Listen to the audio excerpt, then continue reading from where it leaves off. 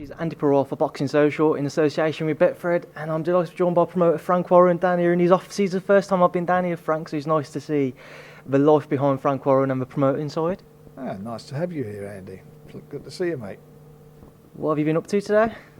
Working, same as I do every day. What about you? What have you been doing? I've been driving down to come and see you, Frank. So, You're working, aren't you? indeed. We'll obviously get straight into it.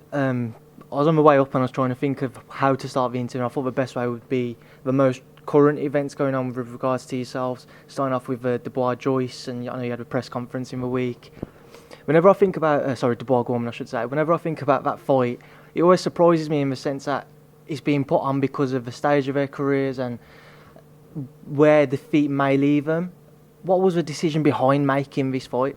Well, it was a little. Some of it, obviously we were looking at. We were intended to do it around December this year, but it got taken out of hands. Joe Joyce was the British champion. The Boxing Board controlled that he fights Daniel Dubois. He then Joe decided that he wanted to forget about the British title, move on to higher level titles, and cut long story short, the board then nominated Nathan to fight for it. Neither of them wanted to back out, so it was done, and that was it. As soon as the fight was offered to both those guys, then how quickly did the fight get made? It was made, and they just wanted it. They both said they wanted to fight, so that's where we got to. So it's made, and they'll both fight each other, and I think it'd be a cracking fight. You made an observation before about the winners and the losers. I don't think it's the end of the world for either of them, whoever loses the fight. I don't think it's the end of the world for a loser.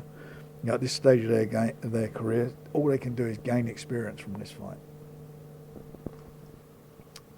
Now, obviously, on the undercard, you've got Joe Joyce facing Bryant Jennings. Again, Joe trying to push towards world level and trying to force himself into a world title scene. Talks about the decision to find Bryant Jennings as an opponent.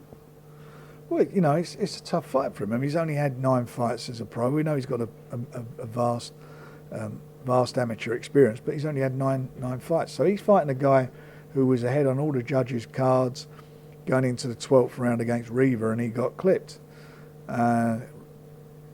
Reaver's now fighting the number 1 ranked, I think the WBO number 1 ranked Dillian White on next month or this month, I'm not sure when it's on. He's fighting him. So Joe, after just 9 fights, he's fighting the guy that was beating him for 12 rounds. So it's a tough fight for Joe, and it's a good experience for him. It's no foregone conclusion.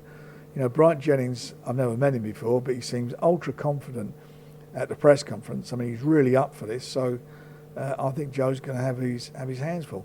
Whatever happens, it's going to be a great night for the fans with these 2 really good quality heavyweight title fights on. Now, Bryant Jennings, a former world title challenger, he was a name being considered for Anthony Joshua before the Ruiz fight was announced. How difficult are you finding it trying to match Joe Joyce though with these types of fighters because of Joe's ambition to push onto the world scene as quickly as possible?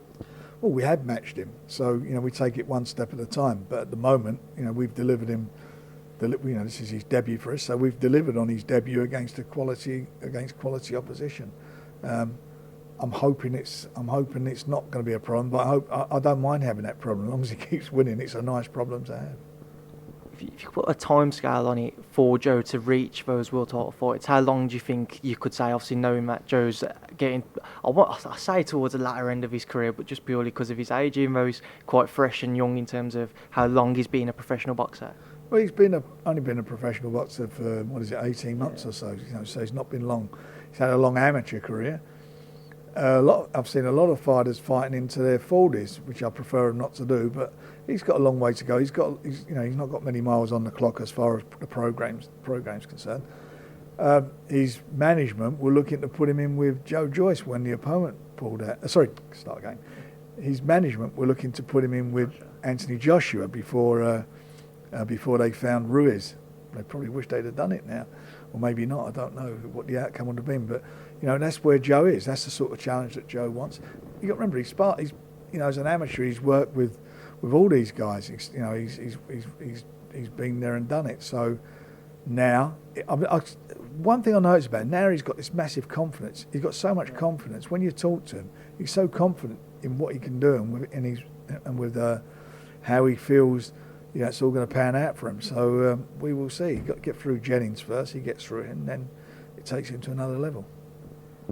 Now, you mentioned his management team during that last answer. Over social media, Sam Jones, his manager's coming for a bit of a stick and criticism with regards to the fact that he's always in and around Joe, and he's had a lot to say on the top table when he's been at press conferences, etc. What's it been like for yourself to work with with Sam, and what are your thoughts on him? Sam's all right. He's doing what he's doing. He's banging a drum for his man. That's what managers do. But at the end of the day, it doesn't matter about him, me, or anyone. Once they're in the ring, it's all about Joe Joyce, and it's about Joe Joyce delivering. That's all that matters. Everything else that goes around them and all the things that we say, all the people on the other side of the rope say, is irrelevant at the end of the day. It's all down to the boxer's performances, and he's got to perform. And that's really the bottom line of it. Now, obviously, that's coming up in July. The big fights, two big fights next weekend. We see Tyson Fury making his US debut, and over here we have Josh-Warrington defending his IBF world title against Kid Galahad. We'll start off with that one in Leeds. What are your thoughts on that one and Josh's second defence of his world title? It's a tough fight. It's a fight that Josh was very disappointed that this fight was ordered by the IBF, but it is what it is. Josh was looking for a unification match, and we were talking to Bob Arum at Top Rank regarding Valdez, but it is what it is, so he's got to get on with it. Galahad's got there by merit. He had an eliminator for the world title and won that in the States, so it is what it is, as I said, and from Josh's point of view, he's training for this as hard as he's trained for any fight he's had, because he's a thorough professional. A lot of people make him big favourite, quite rightly so, going into this fight. Yet his last two fights, he was the underdog and won both of them. And people have said about the fight that Galahad's going to present a different style for him. It's going to be awkward and so forth. It's going to be a tough fight for him. And he's undefeated, Galahad.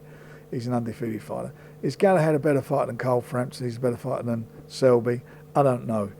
One thing that everybody overlooks is no one's been able to cope yet with Josh's style, and I think it's Galahad who's going to have to rise to the occasion with Josh. I think we've not seen the best of Josh Warrington. He's got a lot more gas in the tank. He's got a lot more to come, and this fight to him, he's so focused on. He wants to make a statement. He's so focused on doing that. So it's going to be a tough night. It's interesting when you say he wants to make a statement, because I think one of the big things for Josh that he's very passionate about is trying to eliminate drug cheats in boxing, and he's very forthcoming and straightforward about his dislike towards Kid Galahad because of his failed drugs test previously. Is that going to be a big incentive for Josh on fight night to try and show him that if you cheat, this is what you're going to have to deal with? I don't think that's what he's focused on. I mean, he's made his comments, and nobody likes the drug cheating. We don't want that to happen. People do it. They get found. If they get found guilty, they pay the price, suspension, and so forth. And it's as it should be. And I'm quite sure anybody who has been found guilty of drug cheating and had a ban or whatever they've done to the various bodies, they obviously regret it. Having said that, Josh is not focused on that. Josh looks at him just as somebody who's in his way to unifying the titles. And Kid Galahad is no walkover. It's going to be. I think it's going to be exciting while it lasts. But having said that, all Josh's focus is on is beating him. He looks on him no different than how he looks on Cole Frampton as an opponent. No different than how he looks on Selby as an opponent. There are guys in his way that are stopping him from unifying the world titles, because that's what his aim is to do. But he's obviously got to come through the fight first. When you signed Josh, were you surprised by just how quickly he's found himself in this position to be regarded as one of the best fighters in his division, and to be looking to unify in such quick fashion, and to have defended against somebody like Carl in his first world title defence? It deserves a lot of credit for, instead of taking an easy defence the way some champions may have done. look, I liked him from day one. That's why we signed him. I made a beeline for him, and we made him an offer that he couldn't refuse, and he signed with us. And I did that because I had a lot of belief in him as a fighter. I knew he weren't getting a fair shake. I knew he wasn't getting the platform he needed, that he deserved. He's now had that. And not only has he had it, he's actually taken advantage of it. You know, he's gone in there and showed what he's capable of doing. He's a very, very capable young man. And as I said, I still think there's a lot more to come yet. So, the belief he's got in himself, he's got. But the belief that I felt that I had in him is he's paid that back 100 times over. He's come through a little bit more faster than I thought he would have done, you know. But he's done it, and he's not been. It's not like he's had any easy jobs at all. You know, when he fought Selby, a lot of people thought Selby was the pound for pound best fighter in this country, and he'd done a job on him. You know, when I say he done a job, he beat him in every department. He outfought him, he outboxed him, he outgamed him. You know, everything about him was he was the guy on the night. And you know, Carl Frampton, who I love dearly, who's a great ambassador for the sport, but he's a great fighter. He did the same thing in that fight. You know, he dominated the fight, and they found it both of them found it very difficult to cope with his style. So it's going to be interesting to see how Galahad does that, and if he can do that. Now you just mentioned Carl Frampton, who I wanted to bring up next. What is the latest with Carl and his return to the boxing ring? Well, he's got his ongoing court case with Barry McGuigan, which he's been focused on. But I think it's been postponed now to September. I'm hoping and believe that he'll have a fight before the autumn. There's a lot of rumours circulating that the Oscar Valdez fight will be, if not his first fight back, then it is certainly the fight which he has lined up. Is there anything in that? It won't be his first fight back. Is it a fight that's been discussed between yourself and Bob? Of course it's a fight that he wants. Yeah, he wants to do it. I mean, his next two fight, if he has that fight and fights Valdez, if he beats Valdez, which he's got a great chance of doing, he does that. And if Josh comes through and so forth, you've got a ready-made unification match, which will be a great return fight. It was a fantastic fight the first time. Now, unfortunately for yourself, on the same night as Warrington Galahad, we do have Fury Schwartz. Yeah. What are your thoughts on that bout? Again, Tyson on the back of the Deontay Wilder victory, the fight which many had Tyson winning. To drop down to somebody like Tom Schwartz, obviously the fan reaction, the disappointment there. What are your thoughts on it? Well, it's a few things to look at. First of all is that we made it very clear when he done his deal with ESPN that it was there to gain exposure in the States. It was there to build a Tyson Fury brand that would enable us to make the fight with Deontay Wilder on much better terms. And what I mean by that, there'd be a bigger platform on the ESPN platform, and that obviously that translates to the boxers making more money. No one could ever criticise Tyson Fury for not stepping up to the plate. He went to Germany and fought Klitschko 18 months before Klitschko fought Anthony Joshua. He got the other guy's backyard and took him to school. He did the same thing with Deontay Wilder. After two fights against two very average opponents, comeback fights, having been out the ring for nearly 3 years, he then fought Deontay, and everybody said, "Oh, he's crazy, why are we making that fight? It's not right for it." And I think he got robbed. So he's doing what he's doing now. He's got his fights. Deontay Wilder's extended his deal with Showtime, having turned down the offer that was made by DAZN, and he's got his next. Well, he's just had a great win against Brazil, and his next fight is against Ortiz. That was the deal he did. So hopefully they can get it together after that. It's not a step down for him. He's fighting a guy who's 24-0. You know, Tyson's was 24-0 when he fought Klitschko. Going into that fight, he was a massive underdog. Nobody give him an earthly. I thought he'd win it, but nobody give him an earthly to beat Klitschko. And nobody's giving Schwartz. They just write him off. But you can't write him off. Nobody give Andy Ruiz the slightest chance against Anthony Joshua. So anything can happen with these big guys. Anything can happen. But Tyson, he's not talking about fights in the future at the moment. He's focused on one man. He's focusing on putting on a good performance. He's been in constant training. He's an athlete. You look at him now. He looks good. He's in better shape now than when he fought Wilder. So he'll be looking to make a statement on a platform that's the biggest sports platform in the world.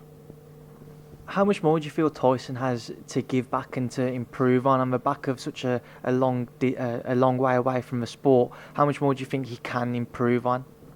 Well, what can he improve on? I'm sure he will improve, but it's very difficult on improving, on beating the undefeated. Having not got he didn't get the decision, but in my eyes, beat Deontay Wilder. The biggest puncher in the last 25 years in the heavyweight division. He beat him. I know the judges got it wrong. He won that fight.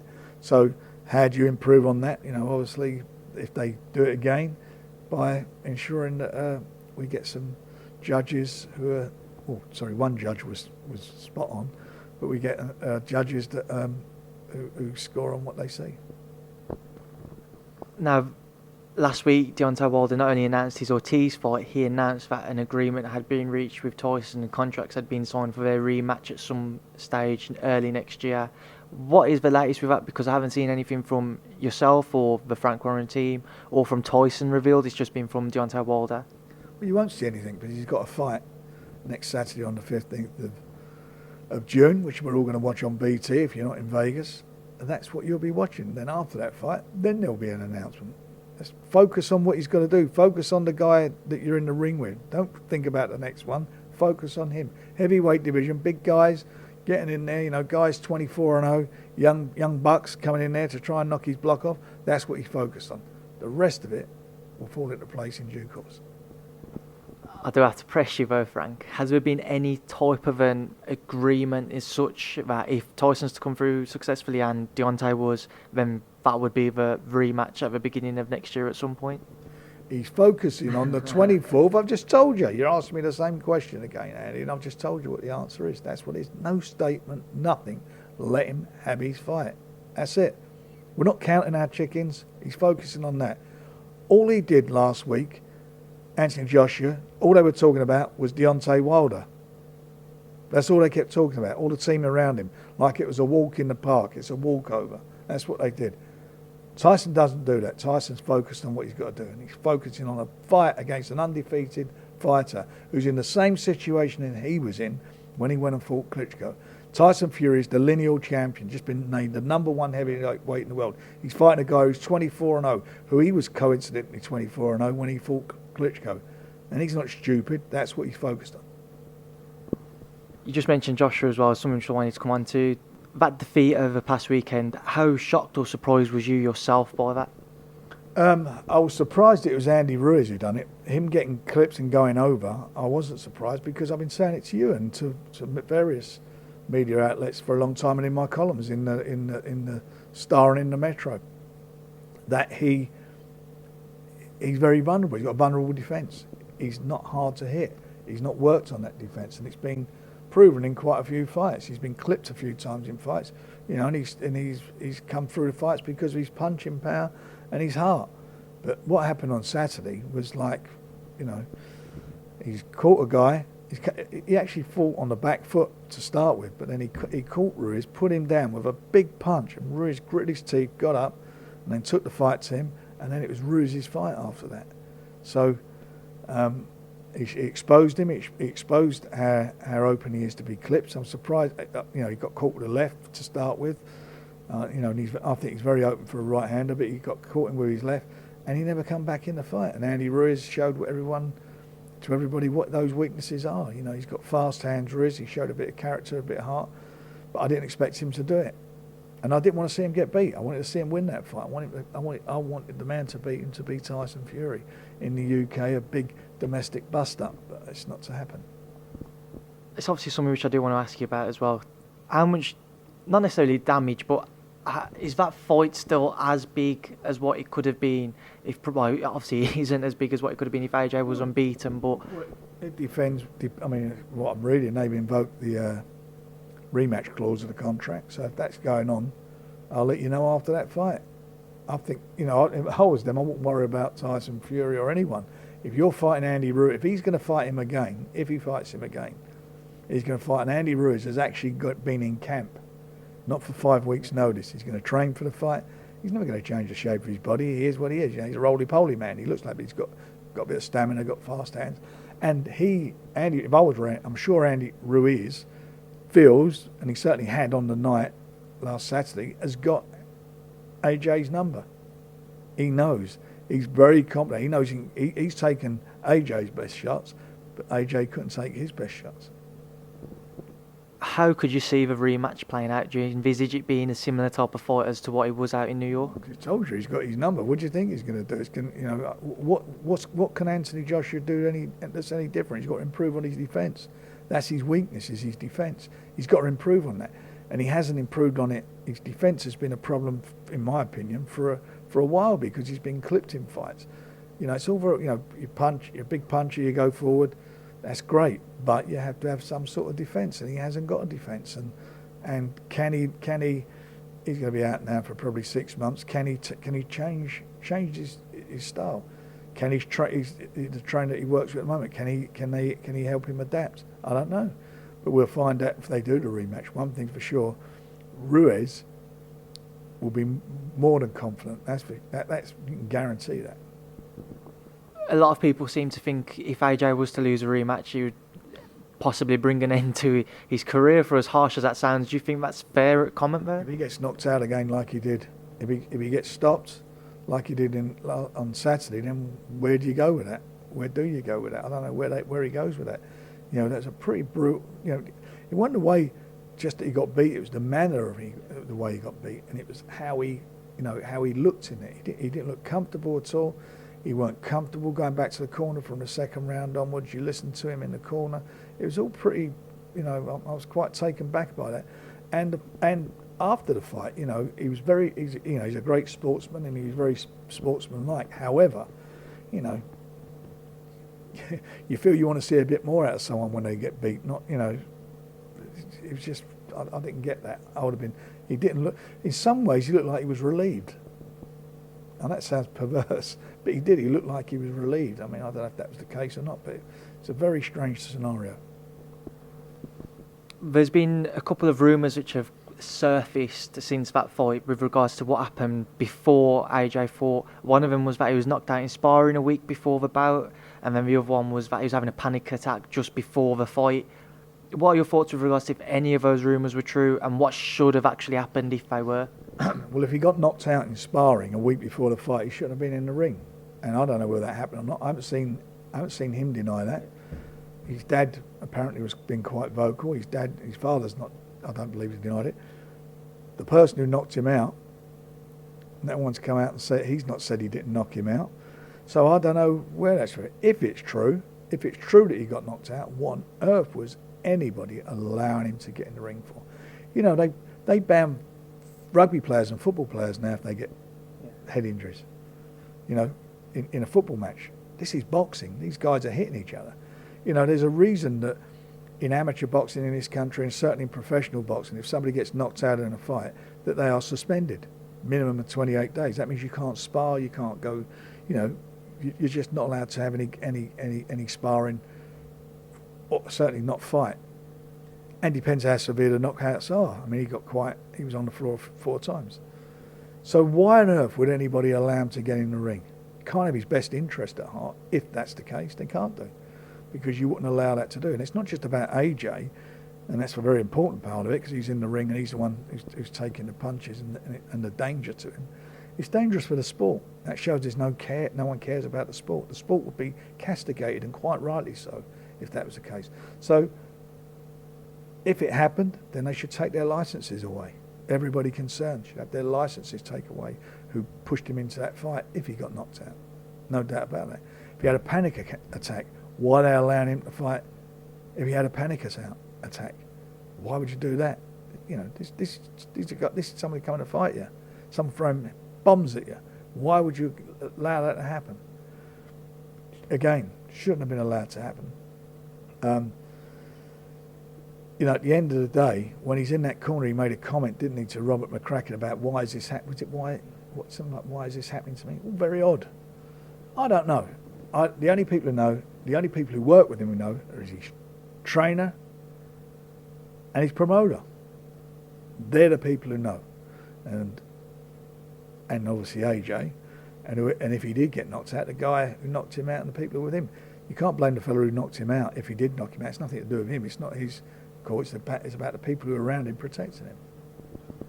Could you imagine that the guys behind making the fight and putting the fight on, they may have felt a pressure, say if one of those stories was to be true, that may have felt a pressure to allow AJ to still fight, or maybe want AJ to still fight because of the fact that it was his US debut. A lot of fans had gone over there to travel out to watch the fight. Shit about that. It's his life. This is dangerous. If he'd been concussed in sparring, if he's been concussed and been knocked out and he's back in the ring, I don't know, 5-7 days later, it's his life.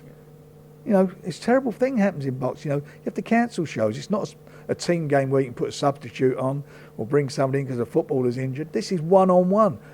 I'm sorry, I don't being disrespectful to fans. I want to do all I can for the fans. But if somebody's been knocked out, shouldn't be in the ring. It's unfortunate for everybody who's involved, but you don't let it happen. Because if it's true what happened, if it's true he got knocked out, look at the result of that fight. If that's true that he got knocked out, I don't know whether it is or it isn't. But if it is, look what happened to him. And look at the state he was in. And think about what could have happened to him. Could have had a serious injury in the ring. Who knows what the long-term effects of that are going to be. But, up to now, no one knows, do they? So I'm sure at the end of the day, the truth will come out. But it's a very, strange situation anyway. Even for those rumours to be circulating, it's very strange. But it is what it is.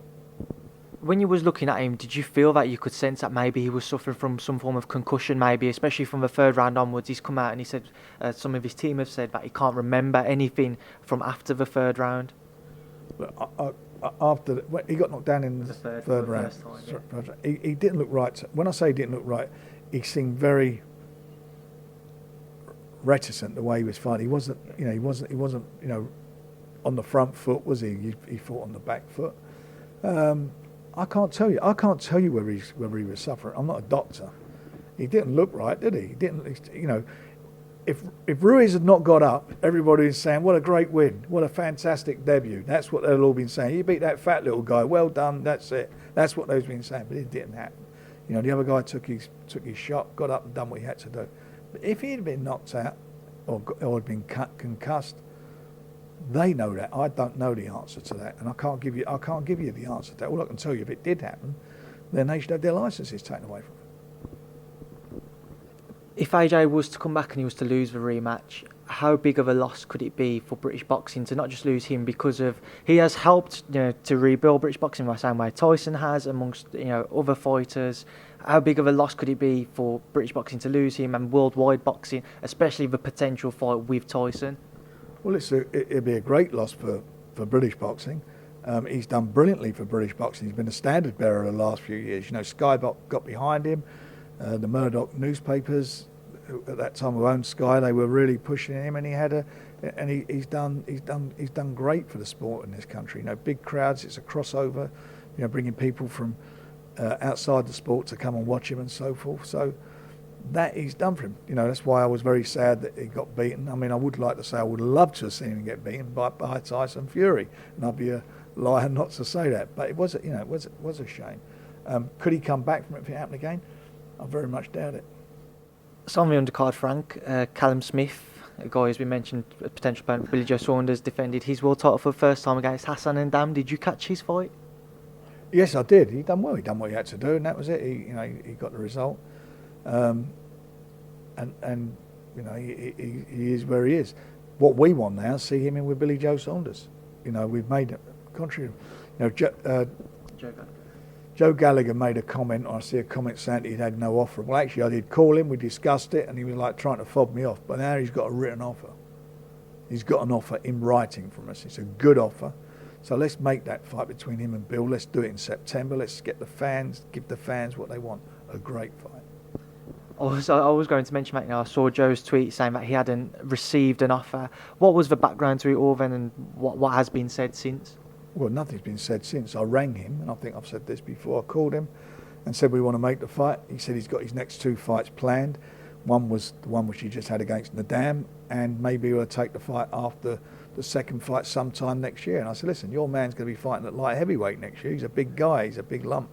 I don't think he'll be staying down. Bill's just come up from middleweight, and he still could make middleweight to super middleweight. Let's make the fight. And that was it. He said he'd come back to me, so I've not heard anyway. He's got a written offer now, so see that microphone, go and take it up to Manchester and ask him the question. I'll have to do that on another day, Frank. I haven't got that drive in me. We'll stick with the light heavyweight division. I say stick with, we'll move up to the light heavyweight division. The news broke today of Yarde Kovalev, the WBO have ordered purse bids. How did the news break to you, and what's the latest with that? We got it the same as you. The bottom line of it is that we signed for a fight. Both parties signed to fight in Russia on the 29th of June. The fight didn't happen. We didn't get the invitations for us to go to get AJ's and all the connections visas. So that's not happening. The WBO now have put it out. So we now got to we're back to square one, which is a bit of a pain in the backside, but we are where we are. What if you'd put a timescale on it? What would be the latest you'd like to have that fight set for? You know, Ante's been training now for a long while for this fight to take place on the 29th of June. So when do we get it on? We could get it on the I've got dates I can slip it onto, but we've got to agree terms. We won't have time to do it if there's a purse bid, that's for sure. So I don't see that fight going on till sometime, probably September, which is not good for Anthony Yarde. He's been working hard, training hard. Part of the contract we signed was that he had to enrol in VADA. He did that, and Kovalev never did it. I read one rumour that Kovalev was trying to hold off on the fight because he wanted to enter a possible World Boxing Super Series at light heavyweight. Would that be something that would interest you guys, to maybe not have that fight and then enter Anthony with all the other world champions? Not at all. He's the mandatory. We've gone down this road to fight Kovalev. That's all he wants. Forget all that. I'm not interested in World Boxing Series or whatever. I'm interested in my man. Exactly what he wants, and his manager and trainer Tundi wants, is to fight Kovalev. That's what we signed up for.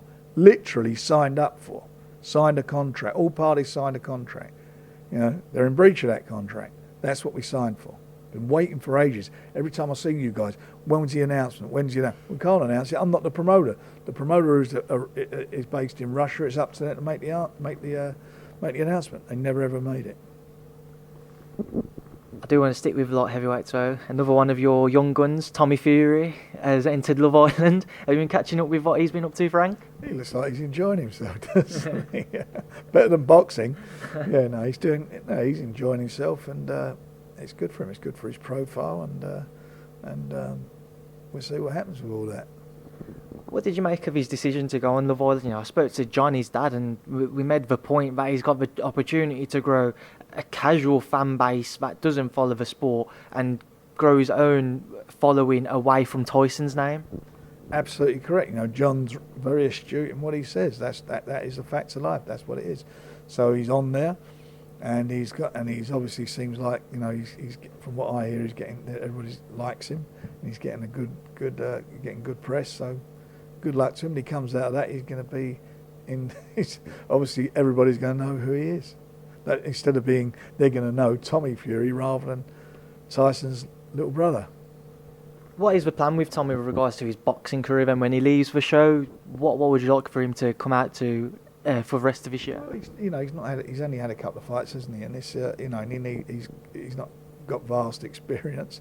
He needs to come through the sport and needs to come fight regularly. He needs to learn his trade and come through, and that's going to take time, and it will take time with him. But at least whilst it's happening, everybody will know who he is. Now, before I let you shoot off, Frank, because I've kept you for long enough, when I walked in, I was noticing the posters and all the past fights that you've been a part of. What's it like for you when you look back on 20, 30 odd years ago and you see the events you've been a part of and just get that little bit of nostalgia? Do you feel like you wish you could go back to those nights? I wish it was only 20, 30 years ago. I've been involved in the sport for 43 years now. So there's been some great times, but I've got great memories. Had some great times, some fantastic experiences. But every day's an experience for me. Every day, I'm always excited about what's happening in the next show. Who's the next guy coming through? Who's the talent we can work with? That excites me. As long as that does it for me, then I'm absolutely focused, and that's where I want to be. So we've got some great shows coming up, which we've mentioned, some really great shows. We involve some really good quality young fighters, some good world champions. So the name of the game is just keep focusing on what we're doing, delivering to the fans, delivering to BT, making sure that BT subscribers get the best fights, and occasionally we put on some really good pay-per-view events for them. How do you find that motivation? You just mentioned 43 years in the sport. How do you find it to be able to want to continue to push, to continue to want to deliver, and to continue to fight amongst the other promoters across the world to try and establish yourself as the number one? I'm not interested in establishing myself as number one. I think 43 years in the sport, I've established myself. I mean, I don't need to prove myself to anybody. All I need to do is to care about how I feel about it, and how I feel about it, I've got enthusiasm. Excuse me, I enjoy it, as I said, and it's fun, and it's a great time. We're building a business with BT. We're building a boxing business, and our objective is to turn BT to be the number one home for boxing in this country, and that's what we're focused on and working and to delivering. So for me, that's an exciting project. The same as we built Sky into being the number one when I was with them, same as I did with ITV, same as we did with Satanta, same we did with Box Nation, building.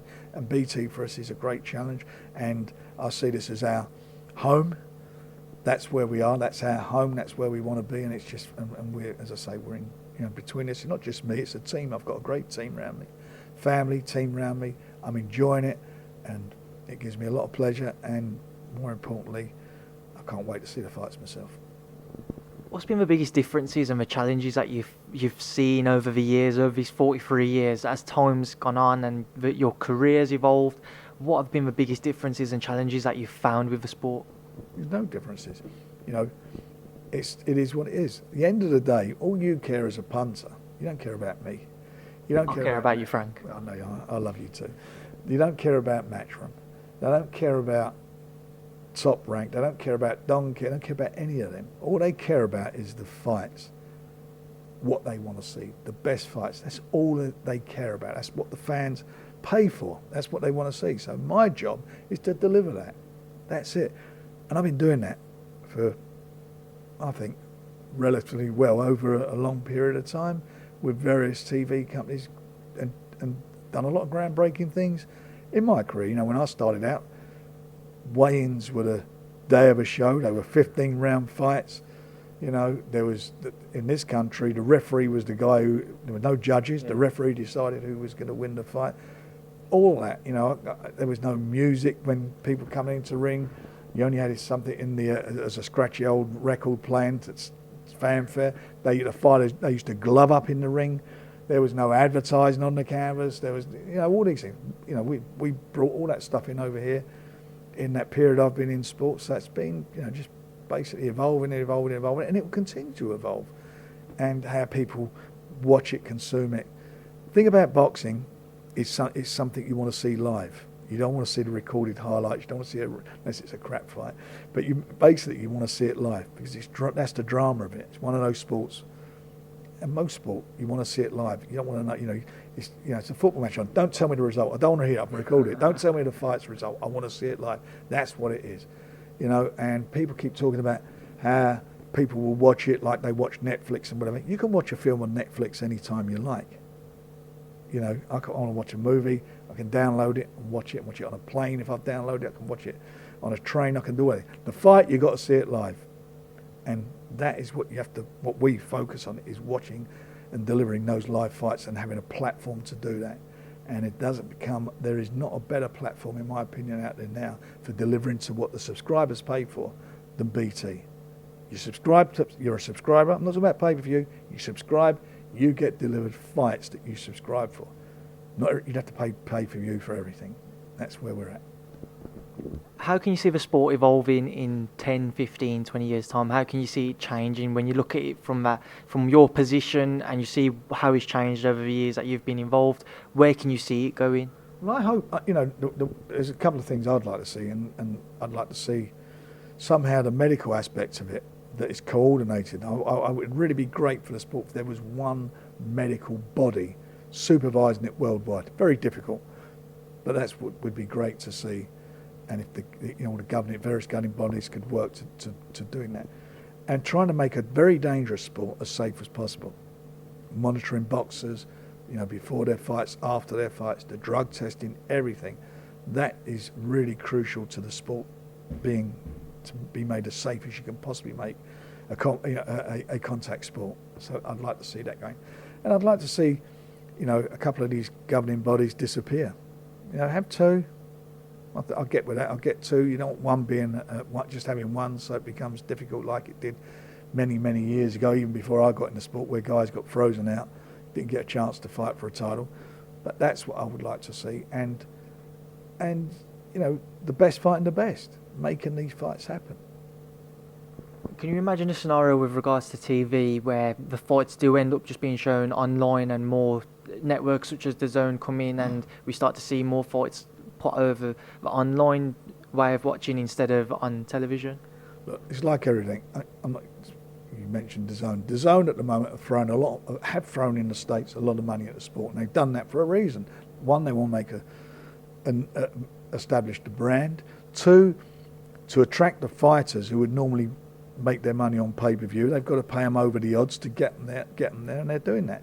But at the end of the day, it's not a charitable foundation. They've got to make some money, so they can only make money through people subscribing on their channel, and that's at the end of the day, or on their service. At the end of the day, that's what their objective is. So, will that happen? Time will tell. They've lost one of their big calling cards in Anthony Joshua, but that was the guy that they, certainly in this country, he's now beaten. I don't know what other big name fighters Hearn's got out there. You probably know better than I do. And then you've got Canelo and you've got Golovkin. They're going to fight each other again for a third time. Hopefully we'll get a proper decision this time. But then what? Then can that channel live just with boxing? I don't think it can, and I'm sure they're going to try for other sports, and it's going to be tough for them to do it in the States because most of them are tied up at the moment with other channels. That may be the way forward, but to me, people, how I see it as it is now, and Hearn says two things. He says the zone's the way forward. No one pay-per-view's dead, yet they're putting fights on pay-per-view in the UK. So I don't know how it's like I'll tell them what they want to hear in America, but I'll tell the Brits something different. My thing at the moment is that people want access to it immediately. They want to see it, and fighters want to get paid. They want big money. It's a dangerous sport. They want to get paid, and the ones who deliver it at the moment are the subscription channels, certainly in the UK and in the States. Same with ESPN. In the States, that's what's happening. Or Showtime. DAZN is a model that we will see if it works. Maybe a great success. Who knows? But at the moment, it's got a way to go. My final question, you mentioned 43 years in the sport. How much longer does Frank Warren intend on sticking around? If I could do another 43 years, I'd be delighted. But that would be probably a medical impossibility. I don't know, as long as I enjoy doing it. At the moment, I'm very much enjoying what I'm doing and very much enjoying working with the people I work with. Well, Frank Warren, it's been a pleasure. It's been great to come down to see your offices today. I hope you have a good weekend, and thank you for speaking to Boxing Social as always. It's a pleasure, Andy. Good to see you, mate. Thank you, Frank.